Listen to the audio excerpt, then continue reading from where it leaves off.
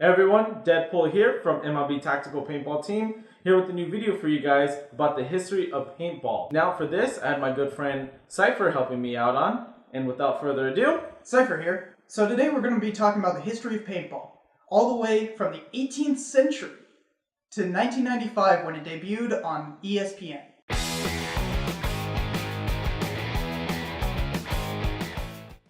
Paintball has become a popular sport as of recent, yet it is one of America's youngest sports. It seems like a rather obvious thing in hindsight. Gather up a bunch of dudes and shoot projectiles that mark with something at low enough velocities that don't cause significant harm. How many people played cowboys and Indians in the woods prior to this sport? It's probably unfathomable. Paintball really started in the 1980s, but the technology for it has been around for centuries. There are physical remains of air guns going back to the 16th century. By the late 18th century, they had become such effective weapons that there were parts of armies armed with them, because they could be fired so rapidly. The Girandoni rifle became particularly popular and was even carried during the Lewis and Clark expedition. The 51 caliber version of these would be perfectly capable of handling a modern paintball of the same size. Unfortunately, these air guns faded out of popularity, so children kept to their slingshots to throw pebbles at each other for fun. The BB gun became popular but was too dangerous to shoot at one another. Interestingly enough, airsoft would become popular after paintball. Before paintball could be a sport, or even a game, it had to come into being. Hardly any sport is created with completely new materials. They always evolve from materials that are already in use. Paintball is no exception. In the late 1960s, the Forestry Service had been using paint hoses to shoot long blasts of liquid paint to mark trees. This was highly ineffective, especially when dealing with large swaths of land and harsh terrain. Because of a new program of wildfire fighting, where the Forestry Service would intentionally burn trees, otherwise known as fighting fire with fire, they needed a more effective means of marking trees. They contacted Nelson Paint, who had come up with a paint squirt gun back in the 1940s for the Forestry Service. Charles Nelson set to work on making a pelletized version of the squirt gun. He got out his wood lathe and made an indent in some wood, which would become the first cast for the first paintball. Incidentally, it was 0.68 of an inch, which is still the standard caliber of paintball. The company contacted Crossman, who still makes BB guns, and worked with them to create the Crossman 700, also known as the Nelspot 707. This was the first paintball marker. They marketed it to the public as early as 1965, but that failed miserably. Lacking necessary sales, Crossman stopped production. Paintball almost never happened because of this. Nelson Paint had to go to a new manufacturer. That company was Daisy. A man named James Hale from Daisy redesigned the marker and sent it for production. The new gun was the Nelspot 007. By 1972, it was available to the public. This time, it was popular. Daisy made a profit on the marker. It became particularly popular with ranchers for marking stray cattle. They were popular enough to be sold in hardware stores, rather than special order. There are some reports of forestry workers shooting at each other with the marker for fun, but nothing substantial to prove that these incidental paintball games actually happened.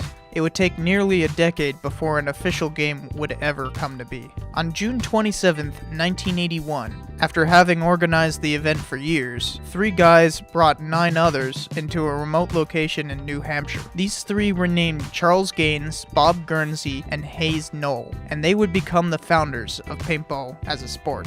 After an exciting rendition of Capture the Flag, Guernsey instantly saw the value in the game. He wasted no time in organizing another event, and in 1982, he opened the first paintball field in New Hampshire. He called his invention the National Survival Game, or NSG for short. For a while in there, all the fields in America opened under the NSG franchise name. It all was a very small operation at first, but grew rapidly. Playing was even more expensive then than it is now, but the public that found this strange new game grew to like it. By the next year, there were small championships being held, and companies other than Nelspot/Daisy began to manufacture their own markers, such as Sheridan and Guernsey's own Splatmaster. It is hard to find a sport in the annals of history that ever grew as fast as paintball did. People continuously improved their markers and companies began to develop. Crossman even joined back into the picture. An interesting addition came with Tippmann in 1986. Before that point, they had been a toy machine gun manufacturer, specializing in .22 caliber firing renditions of full-sized machine guns. With the signing of the Firearm Owners Protection Act, they could not market those guns to civilians, and so lost their business. If you want to know more about that law, I made a whole episode on gun control, which you can click the picture or in the details to go see.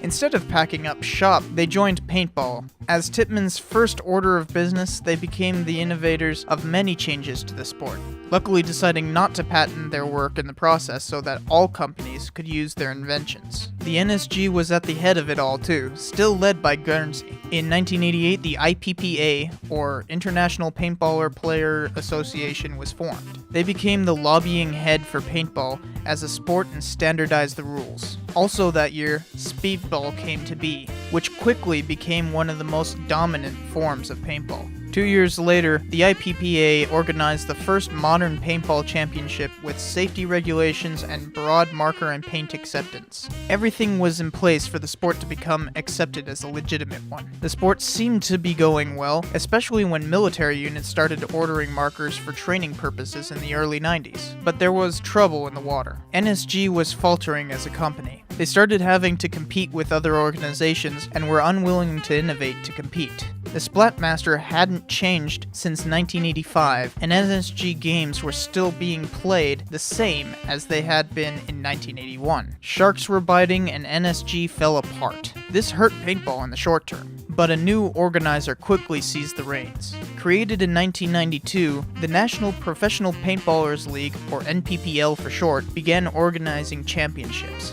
They brought the sport back and helped reunify the field owners under the IPPA guidelines. Finally, the sport was ready for its debut, and that's what it got in 1995 with the World Championship Games in Orlando, Florida. What really legitimized the sport with this event?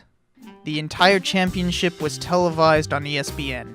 Essentially, paintball has changed very little since then. The markers have continued to improve, and the sport is as popular as it was following that Orlando championship. But the game itself, essentially the same. Paintball started very humbly, from being a simple tool being ordered by the National Forestry Service in the 60s, to the first little game amongst friends in 1981, all the way to a fully televised World Championship 14 years later. It has grown to what we know today. Just goes to show you, that silly game you make up in your backyard could become a national sport given the right circumstances. So thanks for watching. I hope you guys enjoyed that video that Cypher made. If you guys have any other suggestions of histories that you want him to do, say it in the comments or shoot me a message. So go ahead and subscribe to see more videos. There's a whole bunch on the channel, so check those out too. I'll see you next time. Later, guys.